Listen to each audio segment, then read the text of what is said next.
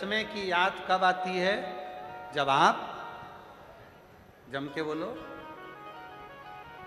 जब आप कुछ पढ़ते हो। तुम्हारे दांत पूरे निकल गए और एक डब्बी में दांत रखे थे, कहीं खो गए। 32वीं की याद कब आती है? जब कुछ, जम के बोलो, खाते हो। चश्मे की याद जब आती है जब कुछ पढ़ना होता है। 32वीं की याद जब आती है जब कुछ खाना होता है। और शिव पुराण की याद तब आती है जब व्यक्ति कहीं संकट में घिर जाता है, तब सीहोर वाले बाबा के उपाय को ढूंढना प्रारंभ करता है। शिव और मेरा भोलेनाथ आता है। अंत समय प्रभु आना पड़ेगा, वचन दिया तो निभाना पड़ेगा। अंत समय प्रभु आना पड़ेगा, वचन दिया तो निभाना पड़ेगा।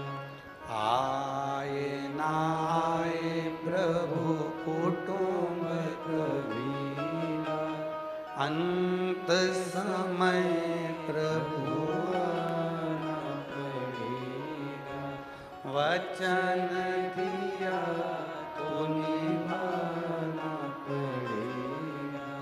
चश्मे की याद आई पढ़ते समय। चश्मा कहीं खो गया, कोई बात नहीं।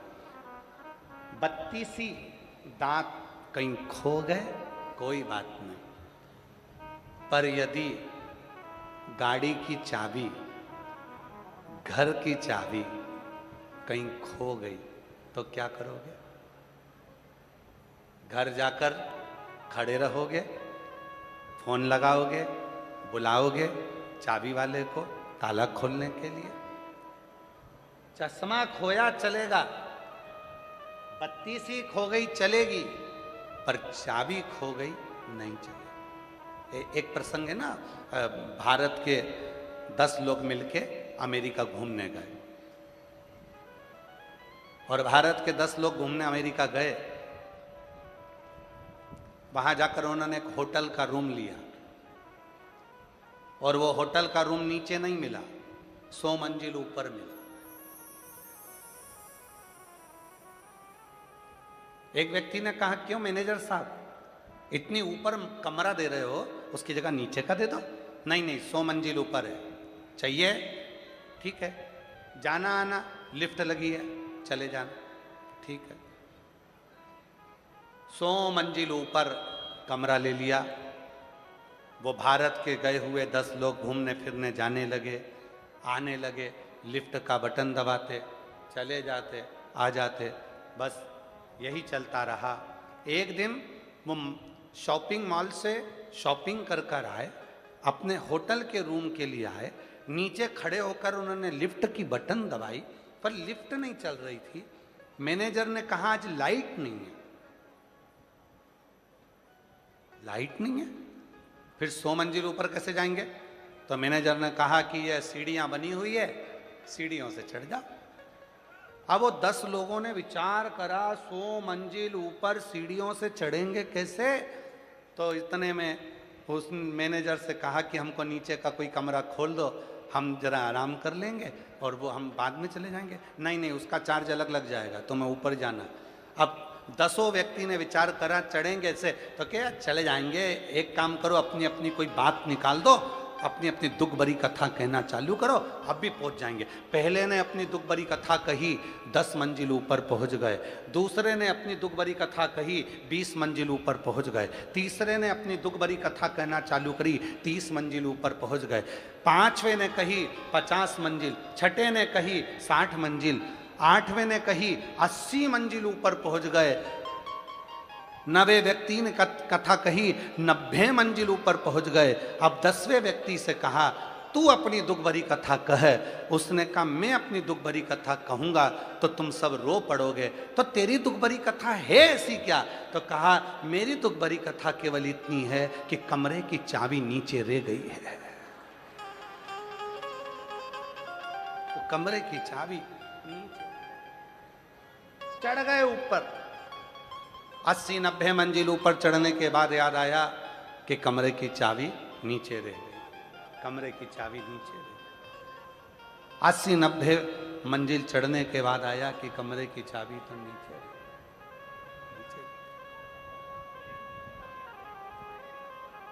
बस यही शिव पुराण कहती है, बहुत उन्नति की सीढ़ी पर चढ़ो, धन वैभव कुर्सी पद प्रतिष्ठा सत्ता सब कुछ आपको मिले, पर याद रखना शिव पुराण रूपी चाबी नीचे मत भूल जाना। शिव पुराण की चाबी यदि तुम्हारे पास है तो दुनिया का सारा खजाना तुम्हारे पास है, सब कुछ।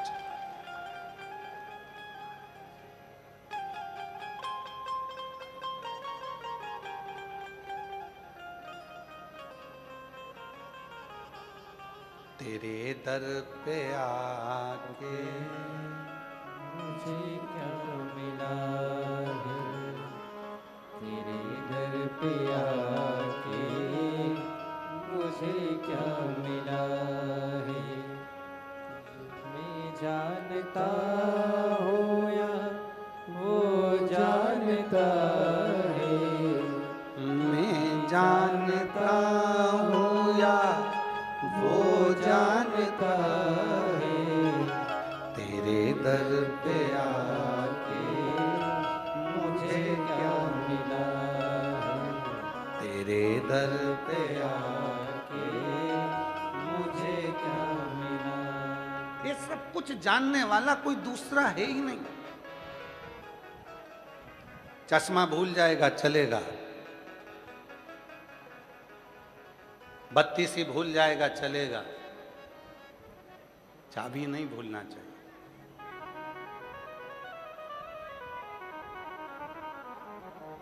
बिल्कुल मत भूलो शिव का नाम, भगवान शंकर का स्मरण, शिव की अविरल भक्ति।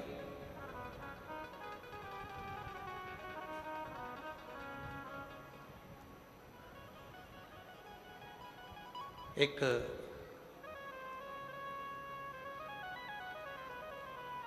दुनिया का कोई कष्ट है, दुनिया की कोई तकलीफ है, दुनिया की कोई प्रॉब्लम है, सबकी एक चाबी है, श्री शिवाय नमस्तु,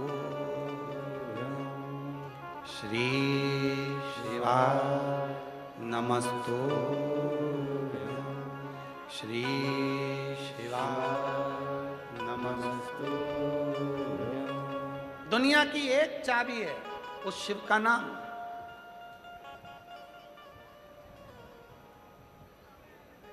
बोल बम का नारा है,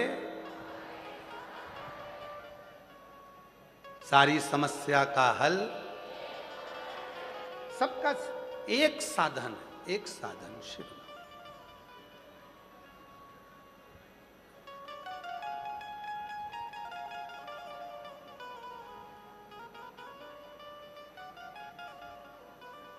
आज एक प्रसंग स्मरण में आ रहा है। एक हमारे साथ में पढ़ने वाला एक प्रवीण गोस्वामी जी,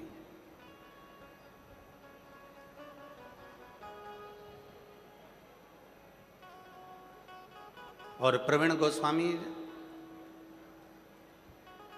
8th क्लास में साथ में था, और पढ़कर उनके पिताजी नौकरी में थे तो वो दिल्ली विवेक विहार चले गए।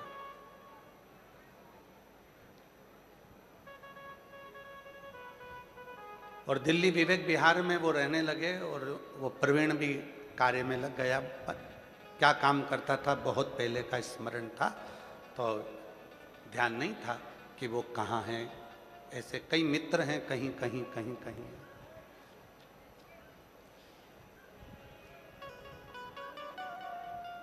कई लोग हैं।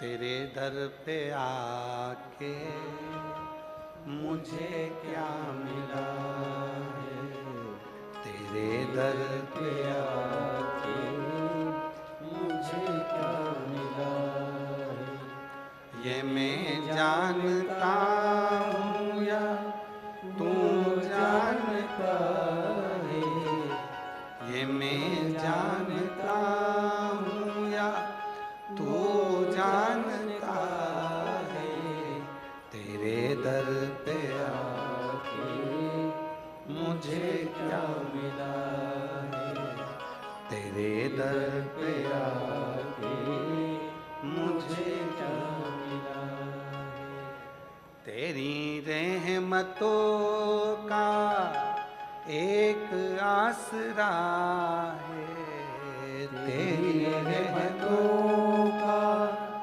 एक आसरा है, तेरी रहमतों का एक आसरा है, तेरी रहमतों का एक आसरा है, ये मैं जानता हूँ या तो जानता है, ये मैं जानता हूँ या वो जानता है, तेरे दर पे आके मुझे क्या मिला है, तेरे दर पे आके मुझे क्या मिला है,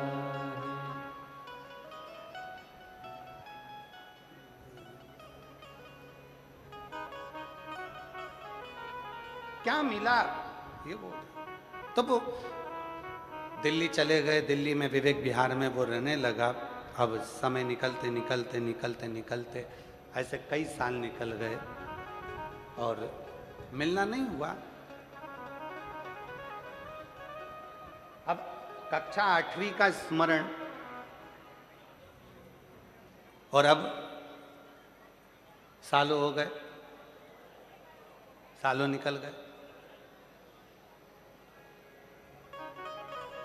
कोरोना काल में उसका खूब अच्छा काम था, कोई फैक्ट्री मैक्ट्री आदि का आदि बहुत अच्छा काम काज था और हमको मालूम नहीं था कि कोई फैक्ट्री मैक्ट्री और आदि का आदि काम इसका ट्रांसपोर्ट वगैरह का है। और वो 2,84,00,000 रुपए के कर्जे में वो आ गए और हमसे तो कभी मिला नहीं। 8th क्लास के बाद में कभी उसका और हमारा मिलना हुआ नहीं, कभी नहीं मिले। कोरोना काल आया, व्यापार नीचे गया, पूरे कोरोना में वो कर्जे में हो गया। कर्जे में होने के बाद उसकी धर्म पत्नी भी बच्चों को लेकर मायके चली गई। 4 भाई थे, चारों भाइयों ने हाथ ऊंचा कर दिया, तूने कर्जा करा, तेरा पैसा गया, और भाइयों ने भी साथ छोड़ दिया। उसने कहीं टीवी पर कथा देखी और वो पहचान गया कि ये सीहोर वाला प्रदीप मिश्रा है जो हमारे साथ 8th क्लास में पढ़ता था। नंबर निकाला, सीहोर ऑफिस फोन करा, ऑफिस से नंबर लिया, बात हुई आशीष के मोबाइल से, तो कहा मैं प्रवीण बोल रहा हूँ। हमने कहा प्रवीण कौन? कहा 8th क्लास में पढ़ते थे, याद है? अब इतने स्मरण में आया। हाँ हाँ, कहाँ हो? कहा दिल्ली हूँ, विवेक विहार रहता हूँ। अच्छा, फिर इतने सालों के बाद कहाँ 8th क्लास और कहाँ? अब याद कैसे किया? टीवी देख रहा था तो तुम दिख गए, और दिख गए तो मन में आया कि एक बार बात करूं, बहुत उलझन में फंसा हूं, बहुत उलझन। क्या उलझन आ गई। कोरोना काल में सारा पैसा डूब गया, 2,84,85,00,000 के करीब में चला गया। पूरी फैक्ट्री डाउन हो गई, सब कुछ डब हो गया, कुछ भी नहीं बचा, सब ने साथ छोड़ दिया। पत्नी और बच्चे भी चले गए, अपने मायके गई है, और अब क्या कर सकते हैं। तो हमने कहा भाई देखो हमको तो कुछ आता है नहीं। अरे टीवी पर तुम्हारी कथा चल रही है, कोई दिल्ली में तुम्हारा परिचित है क्या, उससे कभी मिलवा दो, कोई सपोर्ट मिल जाए, सहयोग मिल जाए। तो हमने कहा भैया हमारा तो एक ही परिचित है, श्री शिवाय नमस्तुभ्य, एक ही परिचित है और वो केवल शिव है। अरे भाई बहुत कर्जा है, कोई मिल जाए जो थोड़ा बहुत सपोर्ट। हमने कहा मुश्किल। एक है वो कर्जा नहीं देता, खुद कर्जे में रहता है, और उसका नाम महादेव है, शिव है, शंकर है, ओघड़दान। चलो ठीक है, मेरा पैसा वापस कैसे आएगा। हमने कहा देखो पहले समय अच्छा चल रहा था ना, हाँ पत्नी भी थी, हाँ बच्चे भी थे, हाँ परिवार भी था, हाँ भाई भी साथ में थे, हाँ समय अच्छा चल रहा था, काल अच्छा चल रहा था। अब तेरा काल, तेरा समय बेकार हो गया तो घबराना नहीं। घड़ी बनाने वाला, समय बनाने वाला, काल बनाने वाला उस महाकाल को याद करना प्रारंभ कर दे। और जिस दिन तू महाकाल को याद करना प्रारंभ करेगा उस दिन तेरा काल सुधरना प्रारंभ हो जाएगा और तेरी जिंदगी वापिस वैसी की वैसी हो जाएगी। उसने कहा क्या करना पड़ेगा। हमने कहा प्रदोष का समय हो, प्रदोष का समय। तो उसने कहा प्रदोष का समय कब होता है। तो हमने कहा शाम का समय, सूर्य डूब रहा हो उस समय पर, चंद्र अपनी जगह पर आ रहा हो, और प्रदोष का जो समय होता है, दोनों के मिलन का जो समय होता है, उस समय पर बस एक लोटा जल सामने भरकर तैयार रख और आवाज लगा, काल हर, कष्ट हर, दुख हर, दारिद्र हर, खुशी की लहर कर, नमः पार्वते पते हर। बस बोलना प्रारंभ कर, काल हर, कष्ट हर, दुख हर, खुशी की लहर कर। उसने कहा इसके बोलने से कष्ट कट जाएगा। हमने कहा प्रदोष काल में जब घड़ी बनाने वाले को याद करोगे, काल अधिपति को याद करोगे, और चिल्लाकर जब उससे पुकार करोगे, बच्चा रोता है तो माँ गोदी में लेकर दूध पिलाती है, छोटा बच्चा जिद करता है तो पापा फिरकी भी दिला देते हैं, छोटा बच्चा रोता है तो दादी फिंगर बनाकर रोटी का गुट्टा दे देती है। और तू अगर दिल से पुकारेगा, काल हर, कष्ट हर, दुख हर, दारिद्र हर, खुशी की लहर कर, नमः पार्वते पते हर। जब तू बोलना प्रारंभ करेगा तेरा कष्ट भी हरेगा, काल भी हरेगा, दुख भी हरेगा, दारिद्र भी हरेगा और खुशी की लहर करेगा।